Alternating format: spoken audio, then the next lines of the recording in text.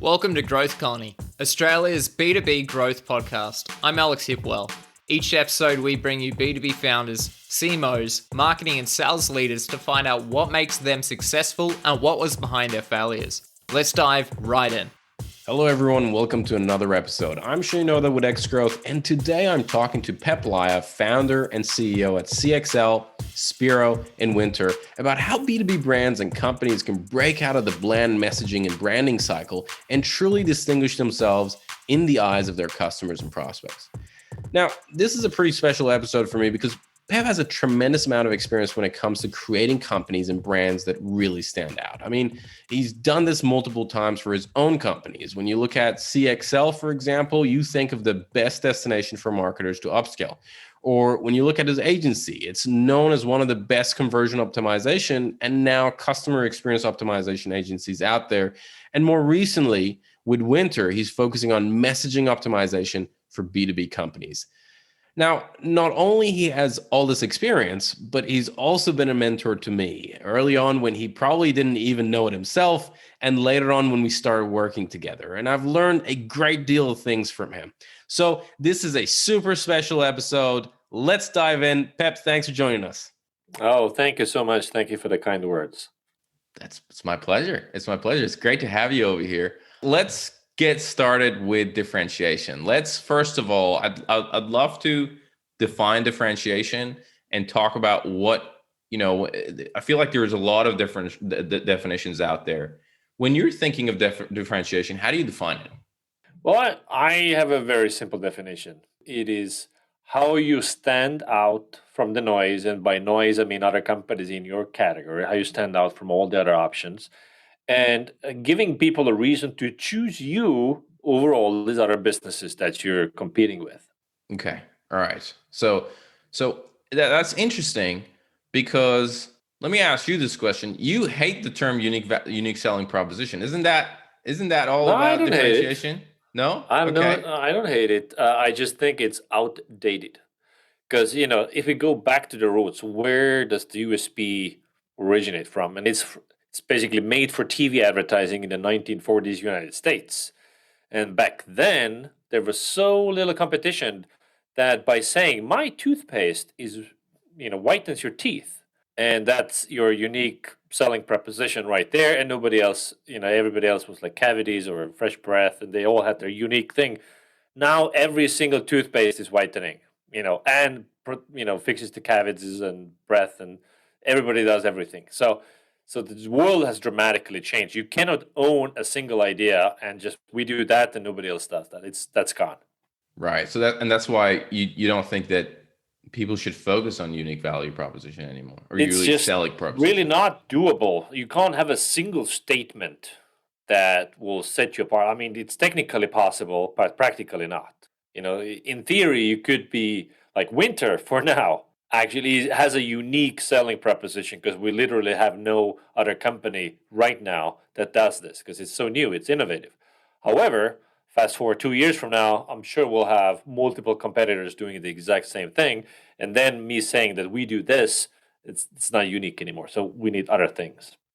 So what do you think companies should focus on? I mean, we've been ingrained, the USP model has been ingrained in the business school and the way people think and marketers, or even salespeople or business owners. So what is the alternative? What are you suggesting as an alternative? Things have just gotten more complicated. You just need more things now. Like you cannot differentiate or on a single thing. So, or technically it could be. And I mean, there are many ways to differentiate, and we can go, over all of these options that are out there. Just it's harder to compete on a single attribute. It's like, of course, with positioning is not real. It happens in the mind of the customer. So you can own an attribute in the customer's mind while also others being also doing that. So example of that is like this web hosting company called WP Engine. It's a WordPress hosting company. So now they're a giant company, ginormous, billions. So when they started maybe 10 years ago or something, then they said, oh, it's fast WordPress hosting. It's super fast. It's like, can't believe how fast it is. And people were like, oh, yeah, great. and they started signing up, and they own that attribute. If you want fast hosting, it's WP Engine. Today, obviously, there are like tens of WordPress hosting companies competing on speed. And I don't even know if actually WP Engine is the fastest. It might not be. Maybe it's like in the top 10.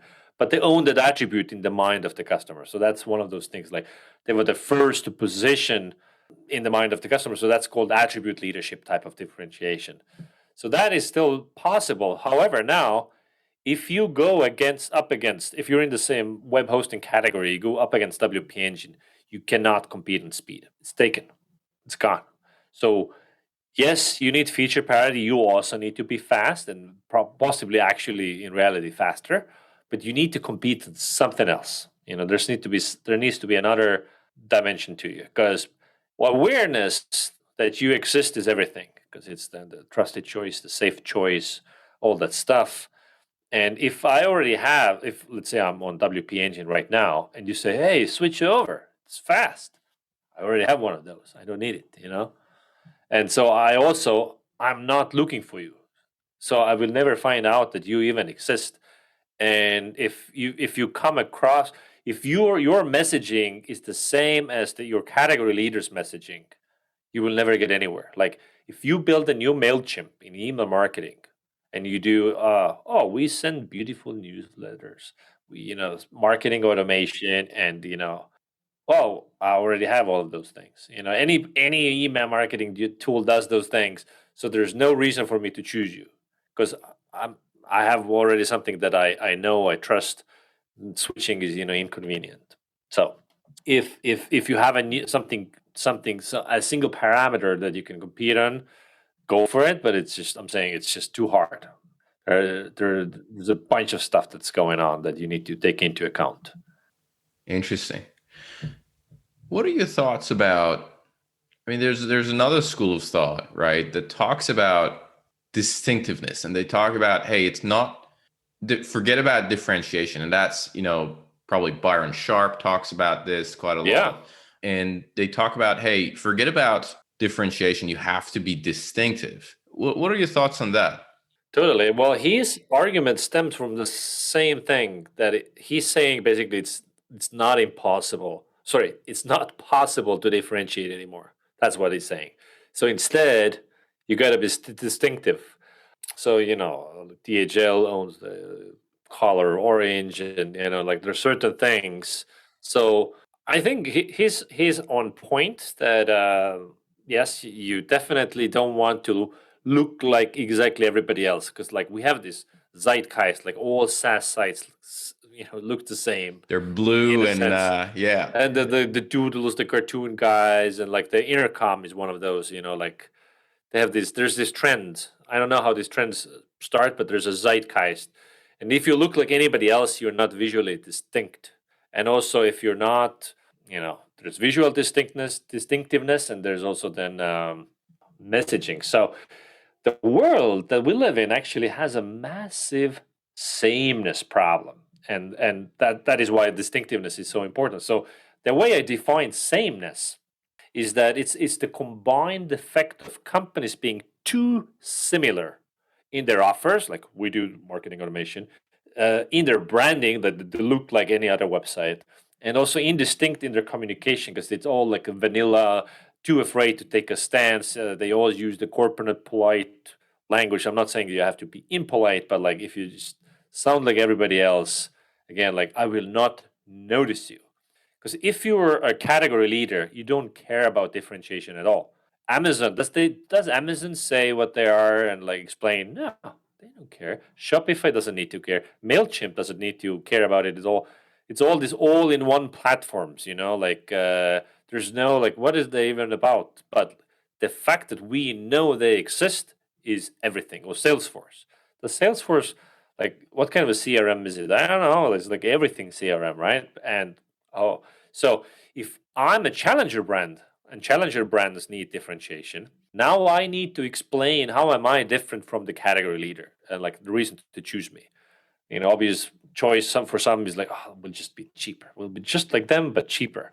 And that doesn't go anywhere. It's like a short-term thing. I mean, sure, you should be a little bit cheaper, potentially, but it's not a sustainable competitive advantage unless you actually do have some sort of a structural advantage. But if others are able to offer it at the same price or lower, I mean, it's insanity to compete on price. And down the line, your expenses start to go up as you hire more staff, and if you start getting bigger, and then you quickly realize it's just not sustainable. You need to increase prices to scale your business.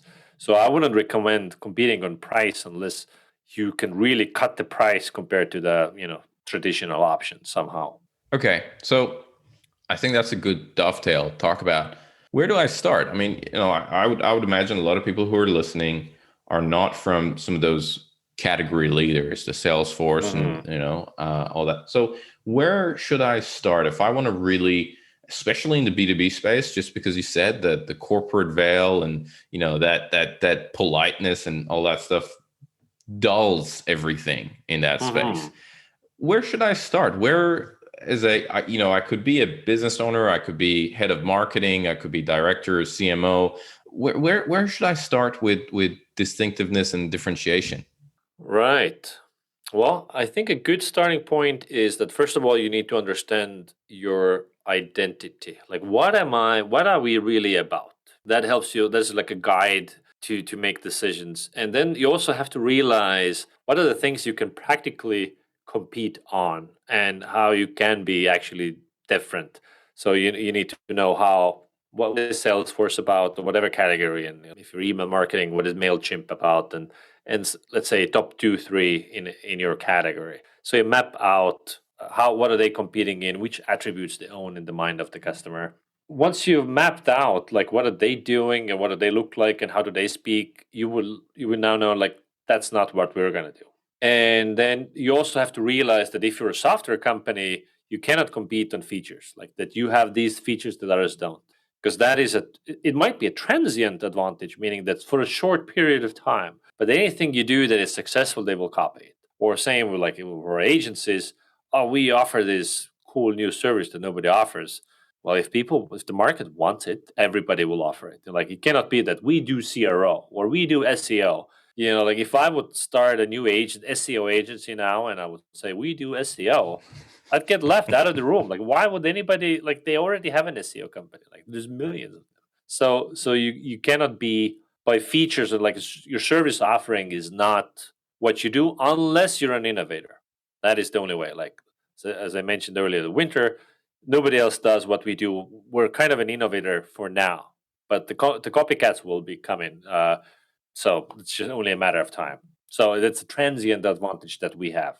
So if you understand that features is not what you can compete on, then like what is it? And small subtle differences is not enough. So if it's some people say, oh, we're also an A/B testing tool, but with us you can set up ABCD tests. So you can do that with any other tool. Also, like if you go land with that, I don't know if they care about it. Or you might have some like, oh, in our WYSIWYG editor, we have this other cool thing there. Like this is like small, subtle details that most people don't care about. Like you can't differentiate on that. And so, what can you differentiate on? So, I think the long term best way is your brand. And your brand stands for a set of values. You stand for something. And, brand is not who you say you are, brand is what they say you are. So, the real question to answer is like, what does it say about the buyer when they buy me? Like, who am I what does it say about me if I drive a Range Rover? You know? Well, I mean, probably got money. Maybe I like to adventure. Maybe I'm posh. Maybe I'm self-important. I don't know, like there might be like this. We're making these assumptions, right? Or if I buy Patagonia, clothing, like what does it say about me? I mean, I might be a VC bro with my Patagonia vest, but it also might mean that I believe in sustainability. I care about the world. I hate Trump. All these things, whereas some other brands might have the opposite meaning. So it's like a self identity thing. And in B2B, that's increasingly true as well. So, like in email marketing, let's look at ConvertKit. ConvertKit, in many ways, it looks like the Me Too product. And I've signed up, then used it, and deleted my account because I was disappointed with the feature set. yet they're very successful, growing like crazy, because they have an appealing brand identity messaging. They're for creators. So if you identify with that, then I'm a creator, they probably on a feature set level also they understand that demographic. I was kind of like turned off by. I was underwhelmed, let's say, and I guess I'm not a creator. I mean, create shit, but I'm not like that type of person. Whatever they Who say they're a looking creator for. is. So brand, and also so brand is like a set of values. So like good example is in the United States, there's this coffee company called Black Rifle Coffee. They sell coffee beans. Coffee beans is a commodity. Like everybody sells coffee beans, and competition is super tough, right? Because like you can say, like it's freshly roasted. Well, so is everybody else. We like ship it out the same day as we roast it. Many companies say that, but like 20, 30 companies do that. So there's you Mhm. kind of compete on freshness. Everybody is the freshest, but they say, well, we're pro gun and pro military, and you know all those things. We're serve people who love America, which I think it's a closet racist hint. So certain white men are very appealing, find that messaging appealing and buy their coffee beans. Not because the beans are any better. Beans are just a show. They buy the value. Who am I? I love America and guns. I buy this coffee. Mm. So that's what you want to think about, and your competition, they can copy anything overnight, like your features, whatever you do, your processes, but not your brand. They cannot copy your brand. There are of course other modes that are there that they network effects, and then like all kinds of. There's a really great book called Seven Powers, which are like the 7 types of modes you can have. It's amazing. I highly recommend that one. So well, let's talk about then some of the. So once you've figured out your brand and competing on brand, so there's the being the first to do something. We're the original, like real thing, Coca-Cola, the original, first to market, right? So even if I buy a cheaper cola or whatever, my local cola, I know it's not the original. So that the idea of original can go a long way. Of course, I don't know in B2B SaaS, which since it's less traditional, it's more future forward facing. Like I don't know if the original CRM. Like, do you care about that? Probably don't care about that. Mm. So you need to like also like calculate like what makes sense. Like some companies do compete on heritage. Oh, we've been having this vineyard for 5 generations, and my grandpa. You can have a great story, but in tech heritage, I don't know. They're Probably not not as something you can much compete on. appealing. Yeah. It's Yeah, probably it probably even like is a bit negative in it, tech. it could be. It could It's be a like, negative. oh, Yeah, because that's like old school. if we look at like drift, like what did they do? Like what kind of conversational marketing and bots and like forms suck because forms is old. And now they come, and of course the automated support bots is even worse than forms. But hey, drift's doing great. But it's the new Great new stories. thing, right? It's It's the the new new thing. thing. Although there is the classic hype cycle. I think, oh yes, sports live chatbots. Everybody's on chatbot conferences, and then people are slowly starting to realize they're like pieces of shit. So we were over promised. It's kind of like was the Segway was supposed to revolutionize transportation, and then it was like, what the Yeah, that didn't fuck is happen. this thing? We don't want that. That didn't happen. Yeah, didn't But happen. you talk about heritage, and you touched on story, right? In today's when you sent woke up and read your newsletter this morning, and you had a quote from Ben Horowitz there, Oh where you yeah, talked about I'm paraphrasing here, but your story is your advantage, or something it's your like that. strategy. Your Yeah. strategy. So what do you think he means by story in that quote? Because he's probably not talking about heritage like what we talked about here. What do No. you think he's referring to when he talks about story? Yeah, I can't really speak to what he exactly meant there, but the way I understand it and interpret it is that and this is more about strategy and less about story, is that that drift is a great example here. It was like forms are just bad, and we have a better way to handle this because also what is happening that world is real time. We live in a real time environment like text messages, instant chat, people at conference, they're all on their phones and doing whatever. And so the idea that you fill out a form and now wait for 24 hours for a response, that time is gone. And now there's a new idea. there's new way. The world is changed, and in order to be relevant and competitive in this new world, you need to adjust to this. And so that's why you need drift. That is the story, and the strategy is that there's a change. Well, the story is that there's a change that is already happening, or already about to happen, already happened, impending to dooms upon you unless you change and adapt. And you sell that story. So that's how I interpret it. That's interesting. I think there's a really good article on Medium. I think it's titled "The Best Sales Pitch Ever" or something. Oh yeah, like Andy that. Raskin. Yeah. Yeah. Have you seen that? And that Yeah, I love he all of his stuff. he talks about that, right? He talks Exactly, about the taking that strategic approach. narrative. Mm-hmm. That's right. Of talking about the big change that is coming and why you need to adopt to the Exactly, because like big if change. most marketers, they lead with pain. So like on my website, it's like like you're losing money every single day, or they do we deliver leads 30% faster. Like they're like there's like one like we're better because of this feature, and that makes people skeptical or resistant, and they don't want to be sold. However, when you say there's a change happening, and then you just need to adapt to it, then they're more receptive to the message, and then you're not competing against the same old the features when you do the narrative design, but you're competing on a story, or a narrative. You have like a point of view. It's the same as in category creation. Most companies can't do category creation because it requires millions of dollars. So but we can all whip up a story, and what is this change that has happened, and multiple companies can use the same change, right? Like Zuora subscription economy in our agency, Spiro customer experience agency, we use the story of the retention economy. Because if you look at what's all happening, is like VCs value companies on retention, and then like if you have high retention, you get better valuation, and like customers are not in the business. Customers that are focused on the short term gain actually lose out versus who have a long term view, and so on.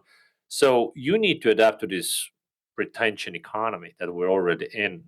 And so multiple companies can use the same story, and then you just explain the context of how what you offer, where it fits in. So that's how story is your strategy, and you can definitely compete, on the story. Yeah, I love it. Okay. All right. Look, now if our listeners could only take one thing from listening to this episode, what do you think that should be? The main thing is like stop competing in features. Look at the category leaders, the top 3 biggest companies in your category. What are they saying? And like, are you obviously clearly different? Is there a reason to choose you? And the reason can be that you're more niche, which is also fine, because like you can expand out later, dominate a niche first.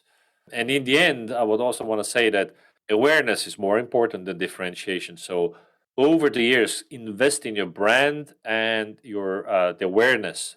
The fact that people know that you exist is everything. That's such a good advice, and I feel like we lose track of that, especially in some of the marketing space where we're very focused on demand gen, we're very focused with acquisition, we're very focused with tactics, and we're like, oh, I found this feature on LinkedIn that I can just get customers this quickly, or I found this hack here, where brand kind of gets pushed out. And I'm not saying they're not important; they're definitely important, but Sure. it's a we need a message. balance between the short and the long. Like we need the short to immediately feed ourselves, and the long to also keep us, feeding ourselves 10 years down the line. And there's been some really great research that's been done on this by I think B2B the British Institute, researchers. biz, Lesbian field, and Lesbian and Fields. Field. Yes, that's right. That's right. I Yeah, always yeah. So mix up the basically, they're names. saying for most companies, you want to put 60% of your money in brand advertising, like long, Mm. and 40% in the direct response or the performance marketing. And then obviously it varies based on the stage that you're at and all that stuff, but like 60-40. Yeah, I mean, I think for B2B, they're saying, I mean, if we're gonna get really specific about it, I think it's 48 and like 52, the ratio. But you're right, like the brand ratio is a lot larger. And again, you go different categories, it changes. Now, before we wrap up, I have a couple of rapid questions that I want to ask you. Short answers. Let's go through them. Okay. So what is one resource? It could be a book, blog, podcast, a talk, whatever it is, that fundamentally changed the way that you work or live. Most recently, this last year, I read Who Not How, the book, and it dramatically changed my paradigm of how I think and operate. I was always struggling with scaling myself, not anymore. Okay, all right. Thanks for that. Question number 2: if you could give one advice to B2B marketers, what would be just one advice? Differentiate. All right, done. Number 3: what are the influencers that you follow in the marketing space, or in general in the sales and marketing or growth space? Yeah, I don't think I have any creative names here. Andy Raskin, we talked about him for messaging. I'll follow him. For B2B SaaS stuff in Jason Lemkin, but so does the whole world. I guess I'm check out on what Dave Gerhardt is up to. Yeah, I guess that's it. Sounds good. That's awesome. I mean, you're quite heavily involved in the B2B space. Yeah. I know some of the stuff that you do is in B2C, but when it comes to B2B, whether it's in your own businesses or some of the stuff that your companies are offering, what is something that excites you quite a lot these days about B2B? What excites me personally about B2B is message testing. So, like we do all kinds of data-driven stuff. We have analytics and session replays and, whatever. But the messaging that we put out there to try to attract our customer, we're not really testing it. We just put it out there and then hope for the best. So I'm really excited to just make message testing part of a normal type of analytics work any marketer is doing. Yeah, and we'll definitely, because Wynter is, as I told you before we kind of hit record, I'm definitely really looking forward to testing it, and we'll definitely leave a link to it in the show notes for people to check it out, because it sounds awesome. I can't wait to give it a try. Pep, thanks so much for joining us, man. I really appreciate it. Thank you for inviting me. It was a good time. Same over here. Hey, it's Alex again from X Growth. Thanks so much for joining us on this episode. If you enjoyed it, we'd love it if you take a moment to rate us on Apple Podcasts. It would really help get the word out to other B2B professionals. If you're hungry for more B2B content, make sure to join our Slack channel at growthcolony.org/Slack, where we share the latest B2B news, tactics, tips, and chat about problems we're facing in the B2B space and find solutions together. That's growthcolony.org/Slack. Thanks for tuning in. We'll catch you in the next episode.